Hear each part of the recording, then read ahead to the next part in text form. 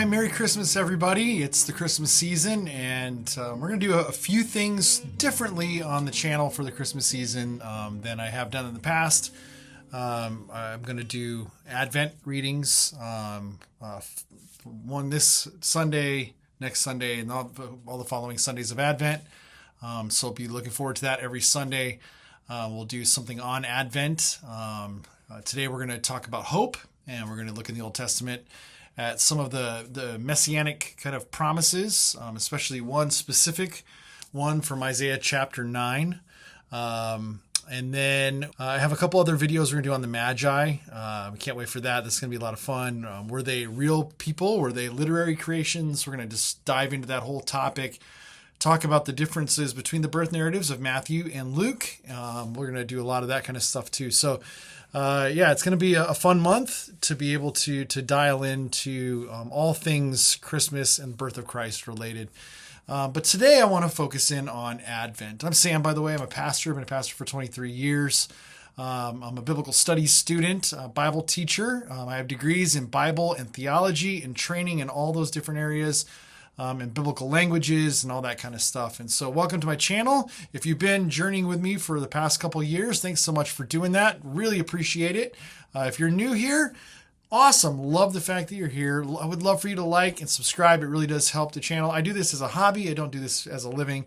And so, like I said, I'm a full-time pastor. And so this is kind of like a side thing I do for fun. But it really does help the channel if you like and subscribe and comment and, hit the little bell notification, all that kind of stuff. So anyway, we're going to jump into our very first day of Advent. And so when this video gets posted, I think it's going to be November 30th. Which will be the very first Sunday of Advent. And that is usually, in the Advent calendar, that's usually the Sunday of hope. And so we would light a candle, and we would, there would be readings and church services towards that. And so what I wanted to do for this is I wanted to hone in on one very specific passage of Scripture that has to do with the hope, the messianic hope that the people of Israel were looking for. And to kind of set the stage, the nation of Israel was overthrown. Two different dates, 722, 23, somewhere around there, for the northern kingdom. And then the southern kingdom of Judah would have been 586 BC. Babylon comes in, destroys the temple, takes a bunch of the elites back to Babylon with them. There's a remnant that stays in Jerusalem. And there's just a giant mess that happens because of all of that. They finally get a chance to go back to their land. They rebuild the gates around Jerusalem and the walls around Jerusalem. They rebuild the temple. And then we enter into what's called the Second Temple period. During this whole time frame, there are prophets who are writing, and Isaiah seems to be one of those. Now, one of the things that I think is a misnomer that we do in our churches sometimes is we attribute the entirety of Isaiah to the prophet, this person named Isaiah. When really, scholars would tell us that Isaiah is actually probably more likely a couple of different authors or scribes or compilers putting a prophetic book together. And so in the scholarly world, we call this First Isaiah and Deutero-Isaiah. Okay, so this part here, which is likely attributed to Isaiah the prophet. This may be someone writing about Isaiah the prophet. It may not be actually the prophet Isaiah writing. The tradition says that this is Isaiah the prophet writing, but it could be a scribe writing as Isaiah, or it could be a scribe recounting the life of Isaiah and all the prophecies that were going on. Either way, this is part of First Isaiah. And we find this in Isaiah chapter 9. And this is one of what I would consider to be a very strong messianic prophetic look at a Messiah figure. Some people want to kind of posit that this was about a king that happened a long time ago. But none of the commentaries, even the critical commentaries that you read, are going to be able to tell you who that king was. They give a bunch of names, but they said this can't be the king because of this. This can't be who this king is. I looked in the Hermeneia commentary. I looked at the Anchor Yale Bible commentary, and they still they say, well, it could be this king, that they're talking about here, but none of it quite fits this profile. And so they have to come down to, well, this must be some kind of messianic profile of a king in the future that would come and would reign. And so we're going to take a look at this messianic profile in Isaiah chapter 9. And this was actually, the reason I want to bring this up in Advent is because this was the attitude of the people. For a long time, there was this longing, this waiting for someone to come to rescue them, to bring salvation to the nation of Israel, to get them out from underneath their oppressors. And they thought later on, as the history goes, the Maccabean revolt happens. They think this is going to be the thing, and yet it's short-lived under the Hasmoneans, and then it gets stomped out again. And the Romans come in, and then they have to be under the Roman rule, and there's all kinds of different messianic figures that pop up, and Rome stomps every single one of them out. We get to Bar Kokhba, and he is one of the more promising ones to some of them. Like, he's going to be the one who overthrows, and then he gets stomped out too. I mean, a rabbi calls him the Messiah. And in the midst of all of that, we find Jesus. And we'll talk about, that whole thing as these weeks unfold. But I just wanted to kind of set the tone on during this second temple period, these texts start being looked at through a messianic eye, through this. Okay, there's going to be a coming prophetic one. There's going to be a coming Messiah, and there are specific passages that the Jewish people will look at and say these are messianic prophecies. Christians would later come in and read more into that, and we'll talk about that later on. But this is one of those ones, Isaiah chapter 9. Verses 1 to 6, that is the messianic prophecy. And I think that it's largely considered by tradition and by even critical scholars as there's something messianic going on in these verses. And so I want to read it from the NRSV UE, and then we will read it. I'll show you the Hebrew there, and we'll read some of the I translated it from the Hebrew, so you can kind of see the NRSV versus how I would translate it, which is not too different. But I wanted to show you a couple different things that are in the text that are kind of trouble spots for us that we have to think through. And also, I want to talk about something that is hotly debated in this text. Christians see it one way, Jewish people see it another way, and scholars see it even another way. And I want to talk about that, and I want to talk about the importance of it. Okay, so the NRSV UE, this is, I'm going to pull this up. This is what this says here. Starting verse 1, it says, "But there will be no gloom for those who were in anguish. In the former time he brought into contempt the land of Zebulun and the land of Naphtali. But in the latter time he will make glorious the way of the sea, the land beyond the Jordan, Galilee of the nations." And verse 2, this is where the prophecy really starts. "The people who walked in darkness have seen a great light. Those who lived in a land of deep darkness, on them light has shined. You have multiplied exaltation, and you have increased its joy. They rejoice before you as with joy at the harvest, as people exult when dividing plunder. For the yoke of their burden and the bar across their shoulders, the rod of their oppressor, you have broken, as on the day of Midian.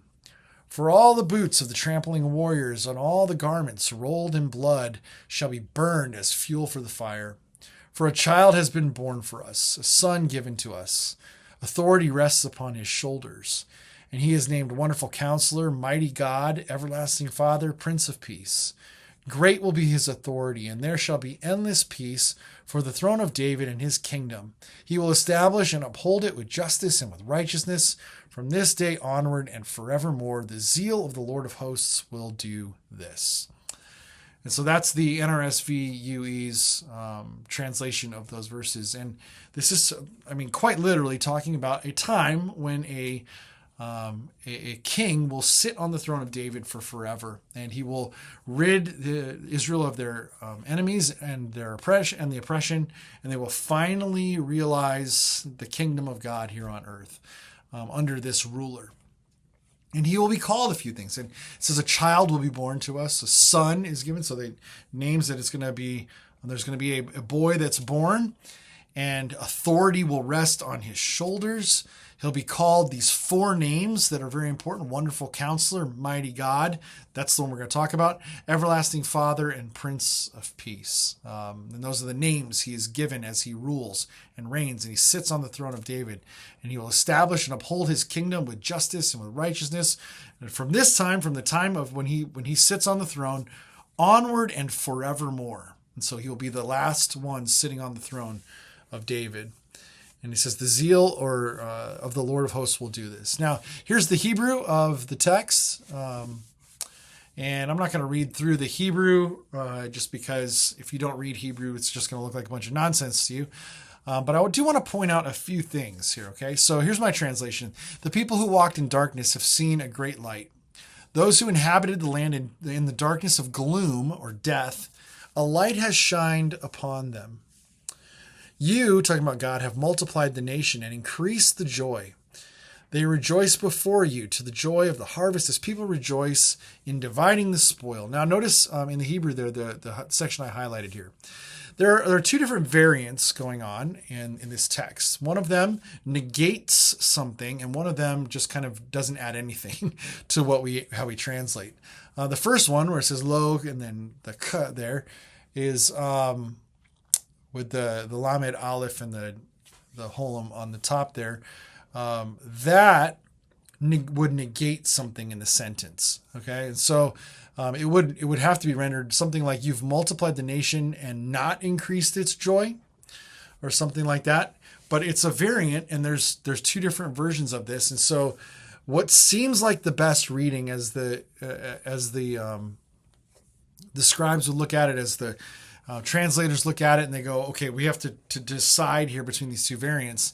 What seems like the best contextual reading is not to negate the phrase, but to keep it running in the positive. And so, but they wanted to add in the text there, just to let you know, hey, there's a negation here in one of the variants. You've multiplied the nation and increased its joy. They rejoice before you to the joy of the harvest, as people rejoicing in dividing the spoil.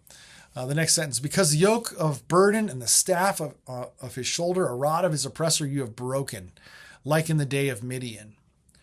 For every sandal of the noisy warrior and garments rolled in blood shall be burned and used as fuel for fire.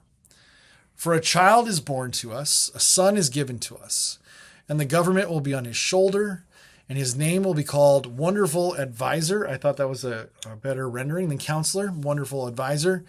I put Mighty God, but I want you to notice here the words that make up the phrase Mighty God are the words El and then the word Gibor.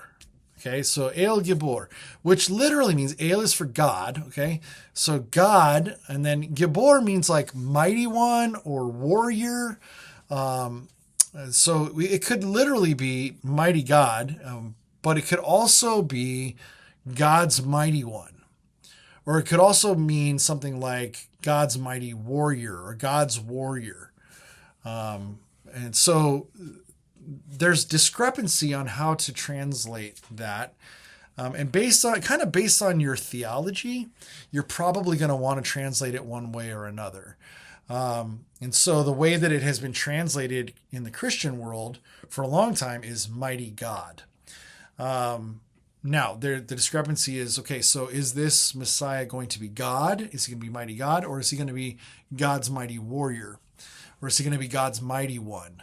That's a great question. But that's literally, the word means God warrior or God mighty. And so is mighty the adjective describing God? Or is it mighty describing this person who is God's mighty one? Then it says Eternal Father, then Prince of Peace.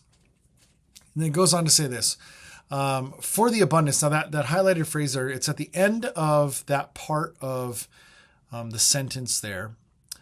And that is the words there are kind of in question.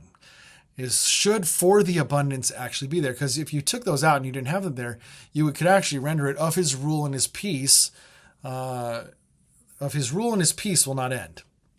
On the seat of the throne of David and on his kingdom to order it and establish it in justice and in judgment and in justice from then until forever. You could read it without the for the abundance or for increase. I think that's the way the King James renders it. Of the increase of his rule and his kingdom, there will be no end. But I put for the abundance of his rule and his peace will not end. On the seat of the throne of David or in his kingdom to order it and establish it in judgment and justice from then until forever. I like the word jealousy here. We translated zeal, but the prime word here is jealousy. The jealousy of the Lord of heavenly hosts will do or accomplish this. And it's just kind of one of those ideas that God is jealous to make this happen. God desires it tremendously to make it happen. And so this is a messianic prophecy. And like I said, there's discrepancy on how to translate that mighty God there, whether it should be mighty God or God's mighty warrior or the mighty one of God. But that's for us to wrestle with and try to figure out. But the hope, and this is why we need to read this passage during Advent. The hope of the people of Israel during the Second Temple period, and still to this day, is that a Messiah will come and will bring justice and judgment, that he will rule on the seat of the throne of David from that moment he steps on it forever. And as Christians, we've said this has already happened. And it happened through Jesus. And we'll talk about that, like I said, later on in the Advent series. But to set up this idea of hope, there's a great expectation. And there is a hope that's being built that a Messiah will come. And there's a lot of writings about this. In fact, when we found the Dead Sea Scrolls and looked through some of the stuff that they were thinking about, writing about, they actually talked about two different Messiahs that would come. And it's kind of interesting how they would read certain things and say, well, this Messiah would be like this, and this Messiah would be like this. And then Christians would go, no, it's just one Messiah, but those two ideas melded together kind of a deal. And but there was great anticipation, there's great hope, there's great expectation that one day someone would be raised up to sit on the throne of David to free Israel from their oppressors. And so there's a looking forward to that's going on in the Second Temple period. There's a looking forward that's going on to that before the time of the New Testament. And there's this ache and this longing for this to happen. And so when we celebrate Advent, when we think about this first week of Advent, we want to dip back into that idea, to think about that longing, that hope. And so we sing songs like, O come, Emmanuel, and those kind of things, because there is desperation there. I mean, they're all written in kind of minor keys, so there's this despair going on, but hope a little bit. And so there's hope that this one day, this mighty counselor, this wonderful advisor, wonderful counselor, eternal Father, Prince of Peace, mighty God, God's mighty warrior, however you want to render that person will come. And so that's what we think about the first week of Advent. We dip into that hope. And so as you think about the Christmas season, if you're someone who is a Christian or someone celebrating Advent, or you're thinking about, you need a lot of hope right now, you're in good company with the people in the Second Temple period, because they were really desperately looking for hope and looking for this Messiah to come. Well, hopefully this was an interesting video. Hopefully it helped you in your thinking about this Advent season. Would love for you to like, to subscribe, and to write some comments, and I'll see you in the next one.